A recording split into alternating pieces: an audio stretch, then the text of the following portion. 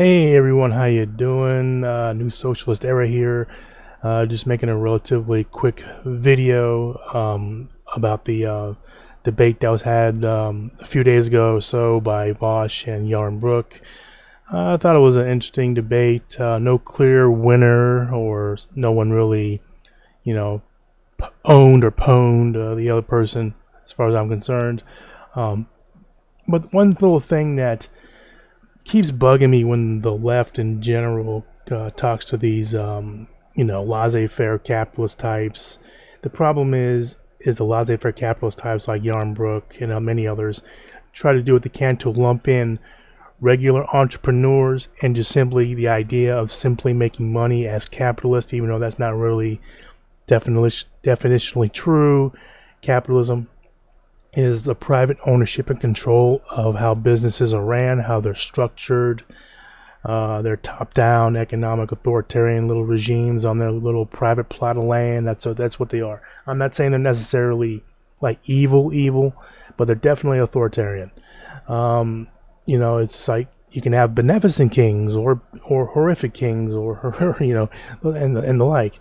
The problem is that people on the left wanted to I guess maybe it's a natural knee-jerk reaction, is to automatically, take such a position to where they can't really see the difference between a regular entrepreneur just simply running a business out, a self-owned, a self-operated business out of their own garage, trying to bring us that newfangled thing to make our lives more enjoyable, and they can't seem to really see the difference between that and a billionaire.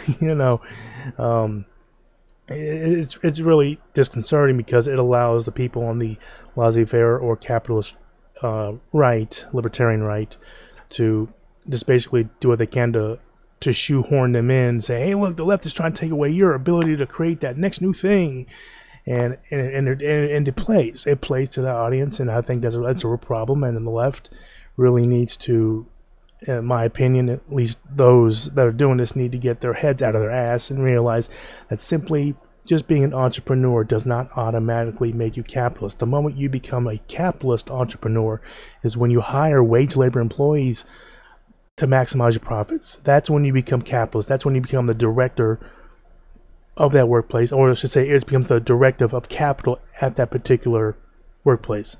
That's exactly what it is. Now, if you're listening to this and you find yourself to be on the ultra far right, economically, and cap, or anything like that, and say, no, I don't think capitalism's that, it's something else. Well, dude, you're using your own made up definitions to make your own worldview and narrative work, okay? That's not just moving the goalpost, that's transporting it to a galaxy far, far away, all right? Just to make your shit work, all right? No. The ANCAPs have this definition of capitalism like it's a voluntary exchange of goods and services for money or whatever.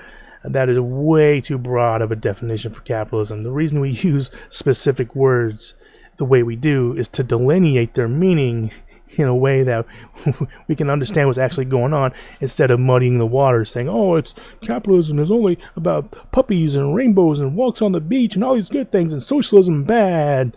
Shit like that. That's what they're getting at. But anyway, the people on the left, please don't confuse regular entrepreneurship with automatically being capitalist. We on the socialist left should promote the idea of people starting up their own enterprises, definitely. Bringing us the next new thing. They'll let them tinker on their garage. The old stereotype, right? We should really encourage that, because that does add a lot of variety and a lot of wonderful new things to come out of those kinds of environments, those kinds of conditions. It just lets it happen. But anyway, the thing is, it can be done that way without, people on the left compromising their position on the idea of workplace democracy. Because if you look at what Germany's been doing, what they've been doing is, for 45 years they've had a national policy where they said if your business is more than 500 employees, it has to be what's called a co-determinate or co-determination business. If it has over 500 employees, So that's a semi-socialist solution. Some on the far left will say that's not socialism at all, but they're wrong. Definitionally, they're wrong.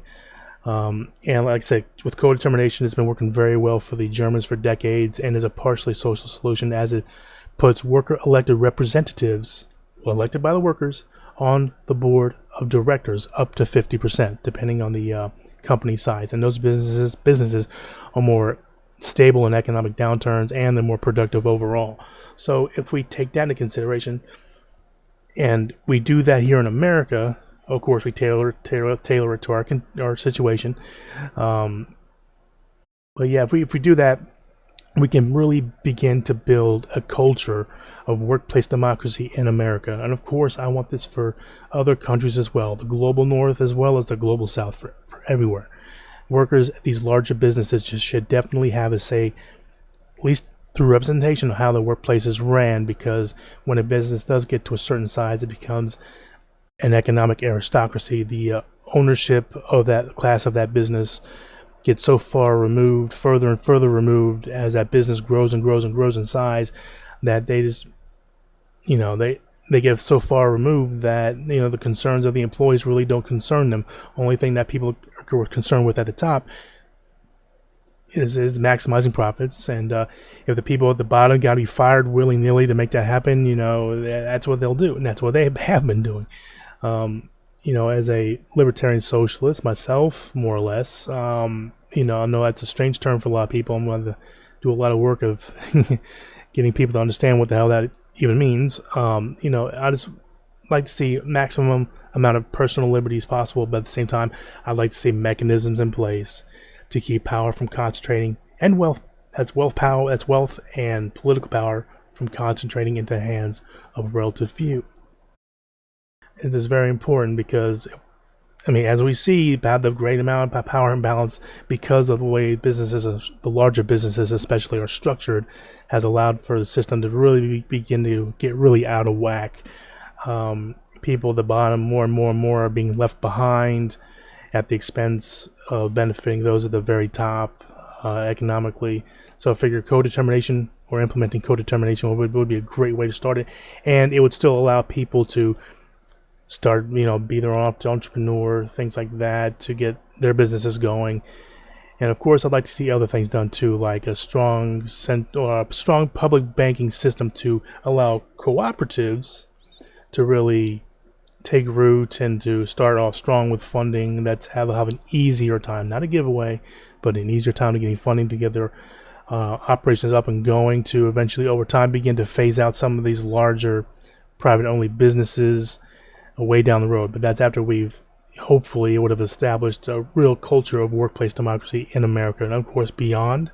But if people on the left take note of what I'm saying and really apply it, I think we can really do what we can to bring a lot of people over to what we're trying to do, to make an economy that really does work a lot better for everyone, instead of effectively those at the very top. So anyway, if you haven't already, make sure you hit that subscribe button, you leave a comment down below, you let me know what you think, and I will see you around next time.